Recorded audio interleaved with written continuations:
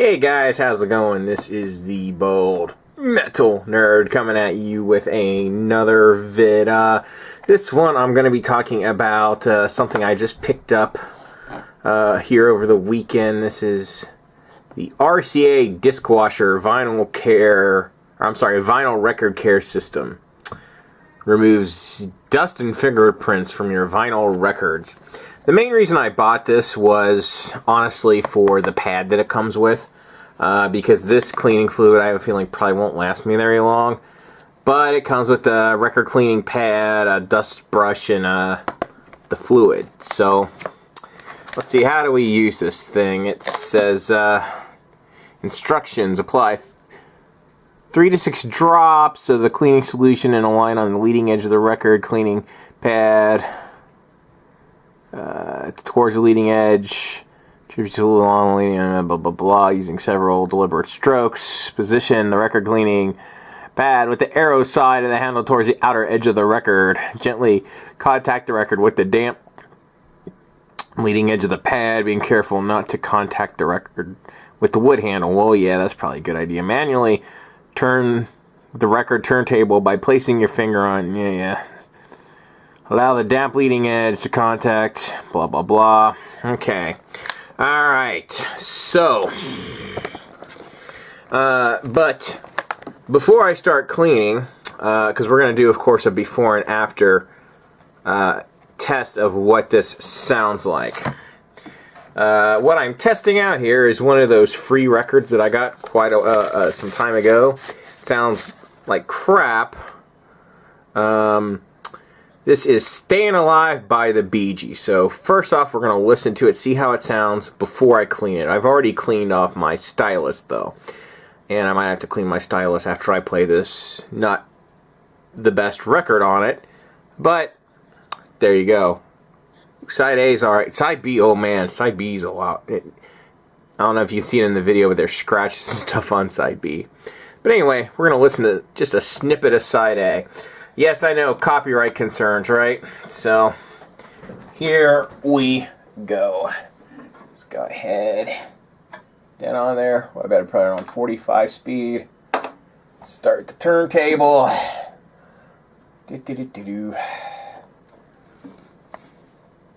So I try not to bump into the camera while I'm doing this.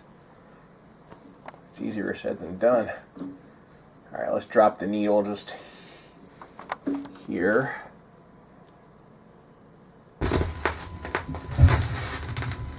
Lots of surface. That's too loud. As you can tell, there is a lot of surface noise. Actually, this isn't that bad. It's not great. There's surface noise and clicks and pops and all that, so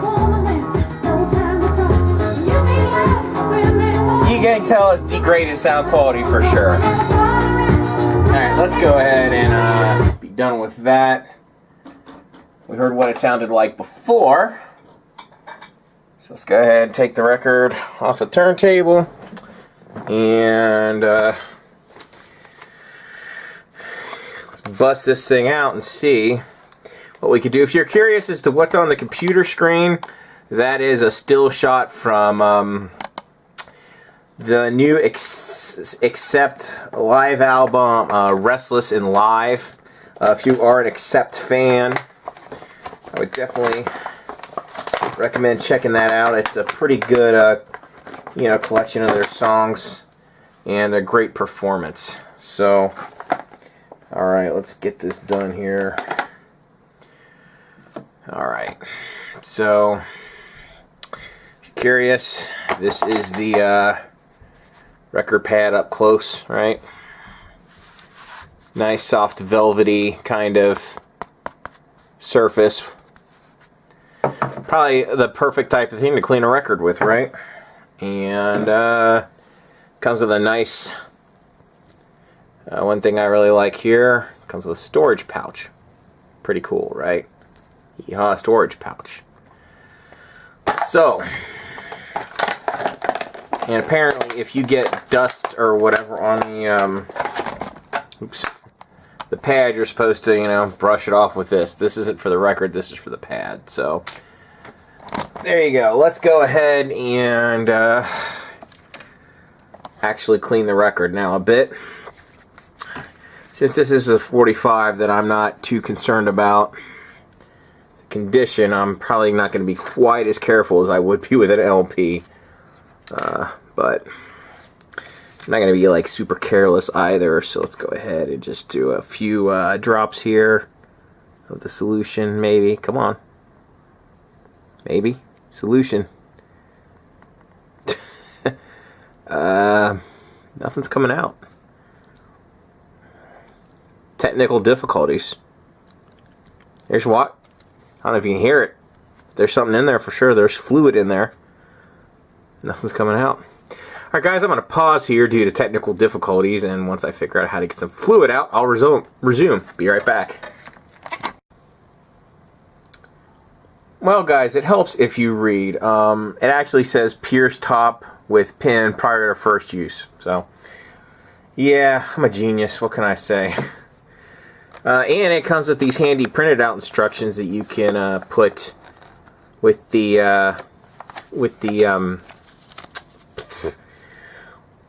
in the storage case, right? Storage pad, whatever.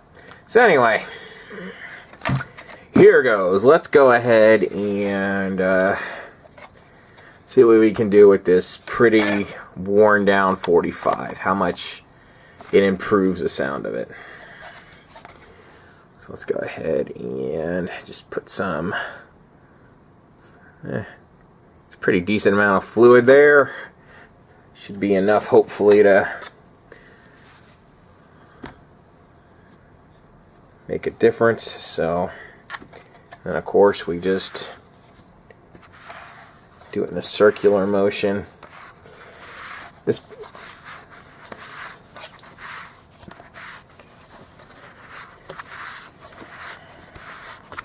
Of course, you do it with the grooves, right?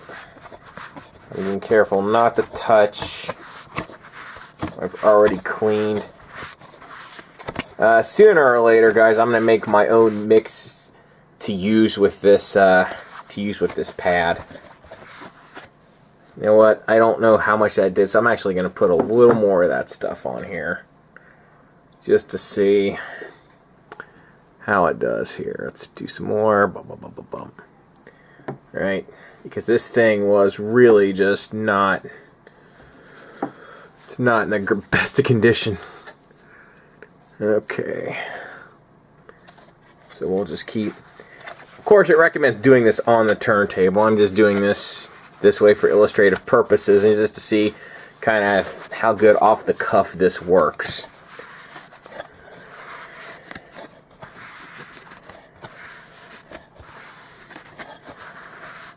I know, guys, this is a crappy demonstration, so I apologize, but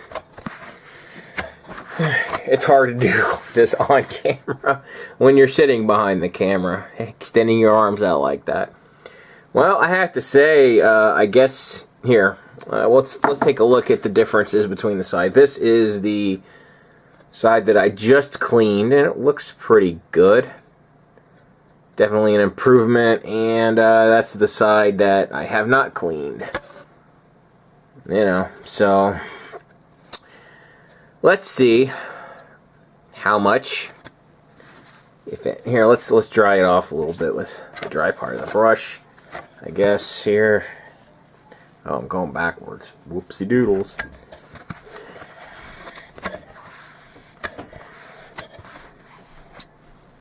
See how much of a difference that made, if any, to the sound. So I'll find out. Okay. Back on the turntable.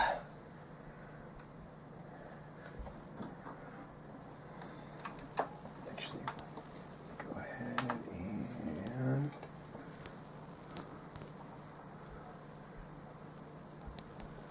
zoom.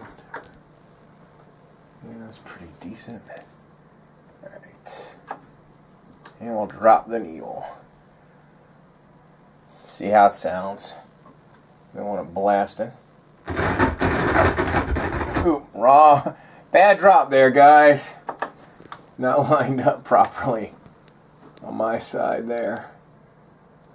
Okay, let's try that again. It's maybe a tiny bit better.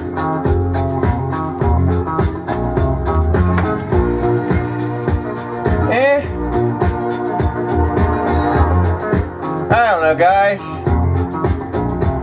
I think that's somewhat of an improvement. You know,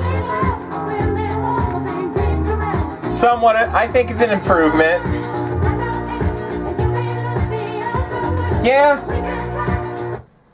that's an improvement. But see, this record's in such bad condition. It's hard to tell, you know, how much of an improvement this is. But I think we heard somewhat of an improvement with that. What I'm actually going to do now, guys, is I'm going to stop recording for the time being. I'm going to do some pretty in-depth comparisons of both dirty and clean records. I'm going to actually record the audio output from my turntable, both of clean and unclean records, and see how much of a difference I can tell. And I'm going to, of course, do it both on records that I bought new versus those crappy old ones that I have. You know, and some that I bought used but are in better condition than the free ones that I found. So anyway, got a pause to do, and I will be back in a while. See you guys. Alright, guys, here I am back again. We are some hours later. Now, I did some various experimenting on a different 45 than the one that I demoed in the other part of the video. I played it back straight without cleaning it at all. And then I played it back after using just the record brush on it and nothing else. Then I did light cleaning on it, which I only used a few drops, and then I did a very, what I would call a very wet cleaning, where I, you know, covered the entire surface of the record with the cleaning solution, and it took quite a while to dry. Now, in all of those cases, the sound quality did improve with each level up of cleaning. But when you have an old, crappy record that has a bunch of scratches on it and, you know, it's just not in great shape, there's only so much you can do, because even at its highest level, it still didn't sound, I mean, there were still a lot of clicks and pops on it. I mean, it was certainly less, but it was still there, even with the highest level. So I guess when you get a really old record, there's only so much you can do if it's not in good condition. Now, as far as how did it affect a record that I bought brand new, and I bitched about this record in another one of my videos. I said, you know, I bought it brand new and it skipped like no other. I mean, it was skip my loo, right? So basically what I did to correct that issue, I just I did a light cleaning of the of that record. I did one where I only used maybe, I don't know, 5 or 6 drops of the solution. I certainly didn't cover it. I only put about 5 or 6 drops on the record, and, you know, I held it down. I used firm pressure on the Discwasher piece, and then I rotated it around, and then I played it back. And after doing that, the record no longer skipped. That is obviously a huge improvement. Now, what did I think of the quality overall of the sound of this record? Well,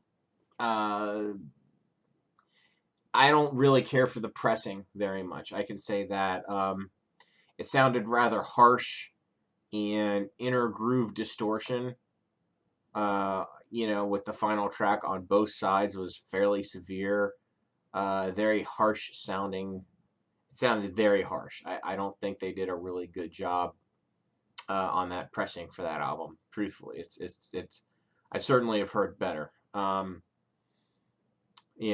So honestly, that record to me makes better artwork than it does a listening experience. It just does, because the pressing just isn't very good. Whatever. And if you're curious as to which one to avoid, it is the current blackened reissue of Master of Puppets.